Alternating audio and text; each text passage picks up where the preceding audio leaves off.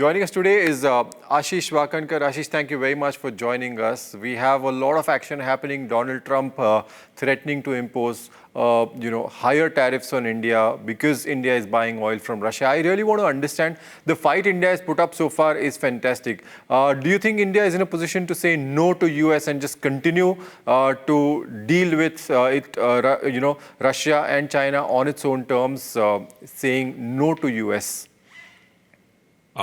Good evening, Pranav. Thanks for having me on your show. My personal belief is that there's no question of saying yes or no. India is not there to, make some friends. We are not in some college or in some school where we are out there to make friends. So we are there to do a transaction. We are there for business, and you go there, to strike a deal. You have certain terms on which you will negotiate. There will be certain things that you would like to have. There will be certain things the other party would like to have. At the end of the day, it is a transaction that matters. So, as we all know, we live in a world of real politics. So transaction matters a lot. And the whole idea and my personal belief is that you will have a deal on your terms only when you are willing to leave the table. Any other form, you are always compromised. So you have to ensure that you go there with what is your list of discussion points and terms of the agreement, and you negotiate hard on that and you come back. So point is, there's no question out here of saying no or yes. It's all about getting a deal which is in the larger interest of your economy, of your people, and of your country. Okay. I think that's where we are headed. And one thing that gives me a lot of confidence is the last 11 years, the way this current government has handled many of the challenges and has navigated the country. So, see, look at it, Pranav. In 2014, we were ranked 11th economy in the world. We are today close to, fourth largest economy in the world. This kind of rise that we have seen, and it's not just rise of the economy. Just take a look at the, popularity of the prime minister. I mean, this is unprecedented that, 11 years on, a leader remains so popular that his, approval ratings are upwards of 70. Whereas many a times you see they start falling off within the first year, second year itself. So point is, the rise that we have seen so far, that kind of gives me enough confidence. Okay. They always say that you should negotiate from a point of strength. If I ask you what are India's strengths in saying, you were mentioning talent. What are India's strengths that it can bring to table while negotiating with US? See, personally, I believe that India has contributed a lot. I mean, one of the things that you notice is, the talent that today manages or runs the large US corporation. So there is this argument that I always hear that, when negotiating with China, the US kind of is soft because China has rare earths to contribute in the deal. Well, I say India has rarest of rare earths in terms of, the talent that sits over there. The US corporations are, so the rare earths are used where? In electronics, in technology. So the rarest of rare earths, that's the Indian talent. The Indian students who went there and ultimately took up the responsibility of large corporations today. And just take a look at one more number. If you look at where in the year 2015 August, Sundar Pichai took over as the CEO of Google. What was the market cap at that time? The market cap of Google was around $500 billion. Today it is 2.36 trillion. So it's a growth of nearly 4.7 times. Another example, 2014 February, Satya Nadella took over as CEO of Microsoft. So the market cap at that time of Microsoft was around $300 billion. Today it is upwards of $3 trillion. It's a 13x movement that we've seen.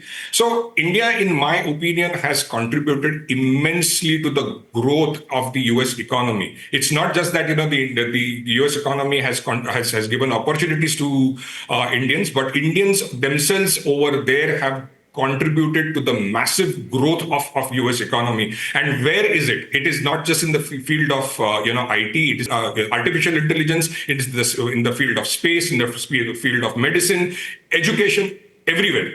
So we have immense things in a way to contribute to the US economy. The part which is not covered in the discussion is outside of trade, which is services. global services and exports that we have today, and the contribution that we make in terms of talent is just immense. And the opportunity over here for both the countries is quite vast. And I think the deal, in my opinion, will be negotiated well. And we have in the second half of August the negotiators coming to India, and just keeping my fingers crossed. Okay.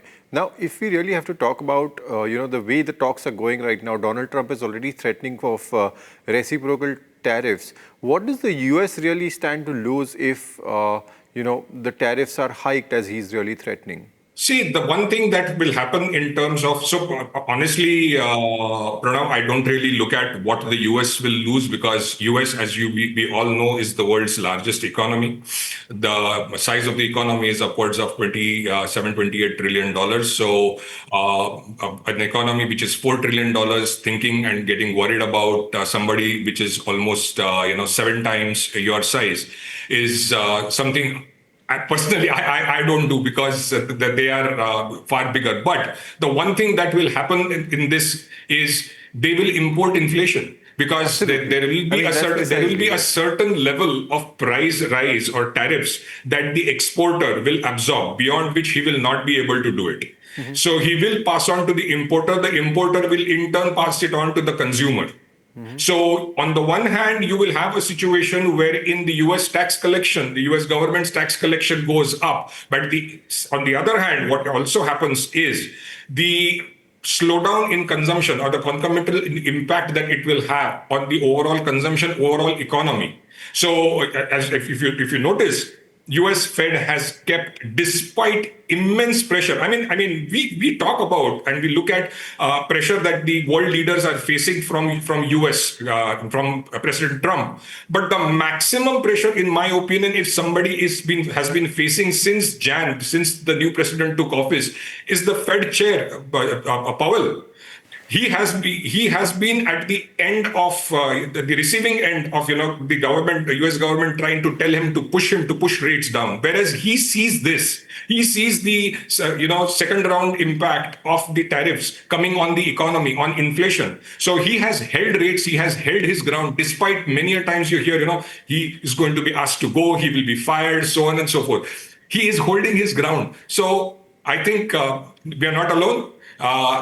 Powell, an insider, a Fed chair, a central banker, is facing maximum, heat from the president. So I think one thing, Pranav, one needs to appreciate over here is one needs not to, get emotional about it. It's all about a transaction. Correct. See, if you allow me an indulgence, just 1 minute, I would like to add. Personally, I do not see the US tariff on India out of the last few days that you've seen so much of messaging on Truth Social or Twitter or wherever, the president trying to say 25% tariff, then extremely high tariff. I personally feel this has everything to do with India's rise from 11th economy in the world in 2014 to 4th largest economy. See, for a greater last 300, 400 years, the Western world has ruled Africa, Asia, India, and they see us as their subjects. They have no experience or no habit, if I may use the word, of watching us rise and standing as equals, pushing us back. They always do one thing, that, we will tell these people. Today we call it respectfully the global south, but earlier we used to be called third world, then we used to be called the emerging world. Now we are the global south. So this war is not about Ukraine. It has nothing to do, in my opinion, with India buying oil from Russia or defense equipment from Russia. This is a war between their establishment, and the rise of the common man. There is a fantastic word in Hindi, it is definitely there in Marathi, called prasthapit.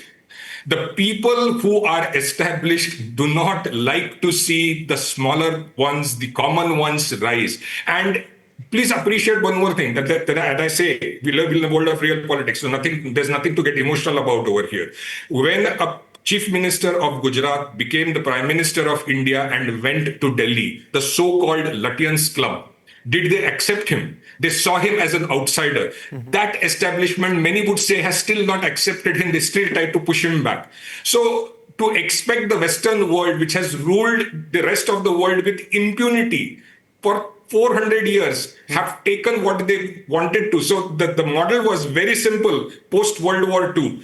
Take resources from the emerging world, Africa, Asia, the raw materials, convert them and sell them to the largest consumer market of the world, that is United States, and make a fat margin.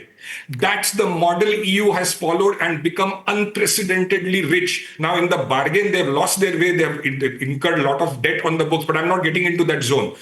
This is not about Ukraine. This is not about Russia. This is all about the ones who have been used to ruling this world for last 70, 80 years, and they cannot see, they cannot accept, they cannot digest that there is somebody from that zone, that global south now coming and standing as equal. As equal. That's the problem.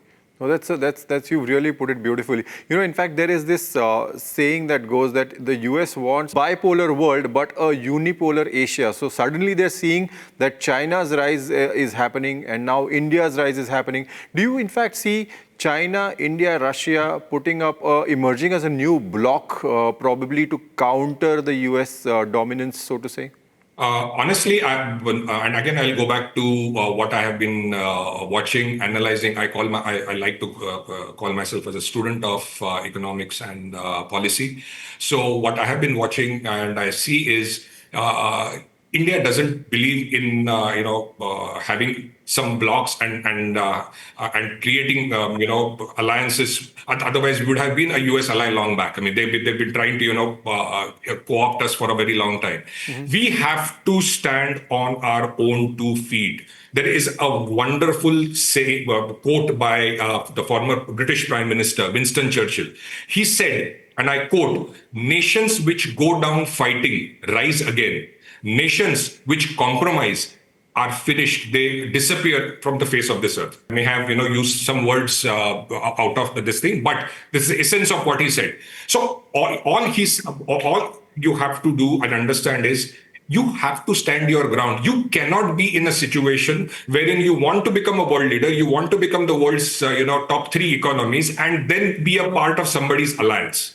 A country of the size of 1.4 billion people rising to become 1.5, we will by 2050 the expected number is around 1.6 or 7, after which we start on a decline. But of a country of this size, in population of this geography, with more than 4,000-5,000 years of rich legacy, following someone, going and sitting in some block, I really don't think so. So at this moment, we have a challenge in front of us that is in the form of US tariffs being slammed on us, and we've been asked to accept terms like the others have. Some people have gone and said 0 tariffs on what US exports to their country, plus 400. Somebody's put 1 trillion. Some abnormal numbers. When that number kind of investment will take place, God alone knows. By then the current president's term will come to an end. So I think that, there's something we can also learn from these people. What goes in committing a number. $500 billion is what I will invest in US. Who's going to check that, and when is it going to happen? So my point is, I'm answering your question, I really don't think so. We will be in some block called RIC or BRI or BRIC or SCO or anything. Our transactions, our interests, our people, our economy, that's all matters. Okay. Vasudhaiva Kutumbakam is what matters, which means we are mindful even of the Mother Earth. We are mindful of the environment. We are mindful of sustainability. It is enshrined within us. So we will chart out our own path, and when you want to lead, it's always lonely at the top. Wonderful. So that's fine. If you really have to talk about our path and our deals, do you think India can really, I mean, there are 2 things that he has. One, either Russia ends war with Ukraine, or India reduces its oil imports. Is there any way India can reduce its dependence on Russian oil imports? See, Russian oil imports, I don't know whether people have looked at it. The arbitrage that was available when the crisis started and the sanctions were put on Russia, it used to be as high as around $30 or $40 a barrel. That's down to nearly $5 a barrel. So if somebody feels that, India is making huge amount of money and because of this trade and because of this oil that we purchase from Russia, well, that's not the case. The profit that India probably makes from purchasing Russian oil is at best around billion and a half or two, which in an economy of $4+ trillion is not even a drop. So can we really, stop buying oil from Russia? Well, that's a decision we will have to take on our terms, not because somebody is trying to tell us, to stop buying. The more important point over here is stopping the purchase of Russian oil means that much barrels of supply is now off market. Correct. So where are you going to take it from?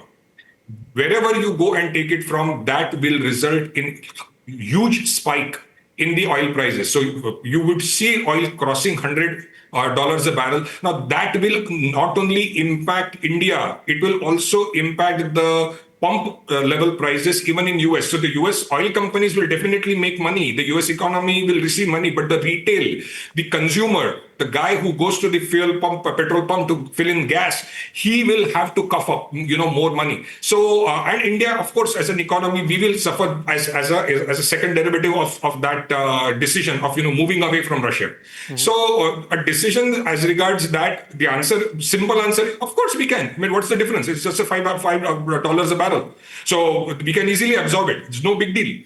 The problem is who is going to give us that oil? And what will happen to the oil prices? Because we are looking, we closely track the Brent prices. Where will that go?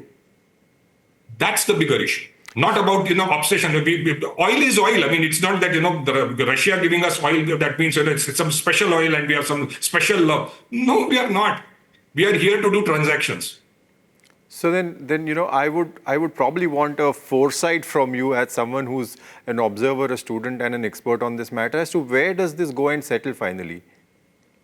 So one needs to really wait for the discussions to complete. The trade agreement is not yet done. We are having a situation wherein the next round of talks, 6 rounds, if I've read it correctly, have been through. One more round will take place.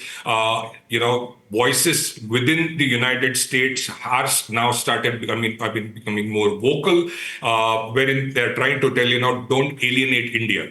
So we saw the former US ambassador to the UN and the former governor come out and say, you know what, for the sake of, deal, just don't alienate India. So I think more such voices will emerge. In my opinion, transactions is what US understands best. Amongst the Western world, more than any other country. And transactions is what this government understands best amongst all the previous governments that we've seen. If you allow me to say this, I think the Prime Minister has received this certificate from a compliment from President. This is the toughest negotiator in the world. Mm-hmm. This is India's strength. Mm-hmm. We have somebody who will negotiate well. So we have to wait. I mean, till then, there will be this noise. This noise will cause immense volatility in the market. People will react to what is happening. But in my opinion, at the end of the day, we will have a deal in place. And India has gone about, negotiating free trade agreement with other countries. We already signed with the UK. We are in the process of doing it with the EU. We already have it in place with Australia. So this is, I think, the most wonderful thing which people need to start appreciating. We had started de-risking. We had started diversifying. This is one of the core principles of portfolio management. You don't put all your eggs in one basket. You diversify. If something goes bad, something goes wrong, there is a headwind, you have to have a natural hedge. So we have gone ahead and started creating hedge. Pranav, just take a look at it this way. India's exports to the United States is $85 billion. $85 billion as a percentage of $4 trillion is what is at stake. Worst case scenario is this. I really don't think so. So but one needs to do a scenario analysis and say, you know what, you may end up seeing it drop to say around 70 or 60 billion dollars. That's what, and that excess 25 that you have lost, you need to spread it to other blocks that you have negotiated. Are we saying worst case is what? 85 goes off. True. You're not able to export anything to the US. Is that going to happen? I don't think so. So one thing is for sure. Let's not get emotional about it. We are here to do transaction. We are here to negotiate a deal. Somebody is thumping the table and saying, my way or the highway. See, look at it. The my way or the highway comes from the past when George Bush said either you're with us or against us. Absolutely. So either with us or against us is a part of their DNA. Yeah. Put yourself in their shoes, you'll start appreciating what they are doing. You put yourself in the shoes of the Indian government, Indian people, you will realize what we are doing is also right. So we need to accept the way it is. And I think I really admire the way things have unfolded in the last 11 years. Mm-hmm. I mean, this is called vision. You saw this happening and you de-risked. All of a sudden, people were not able to appreciate why are we going across the world? Why are we traveling across the world, meeting people, making new friends, becoming leader of the global south, doing free trade agreements, doing bilateral agreements, and creating newer markets for us. Absolutely. I think this was the vision. The current government saw this happening and they said, you know what, we need to do this. At the end of the day, trade accounts only for 45% of India's GDP. Consumption forms a large part. The beauty is India is a large domestic market. That's what people want. It's nice to say it's a dead economy. It's not a dead economy. IMF number, which was released on July 29, said that for the next 2 years, we will continue to grow at 6.4%. By 2030, we will be the fourth largest economy. We will become amongst the top three. So, and one number that I want to really give in perspective over here is people should look at India's GDP, India's per capita GDP in the terms of purchasing power parity. So if you look at it that way, we are not afford $2,500 per capita. We are close to about $12,000 per capita. So we are a large economy already.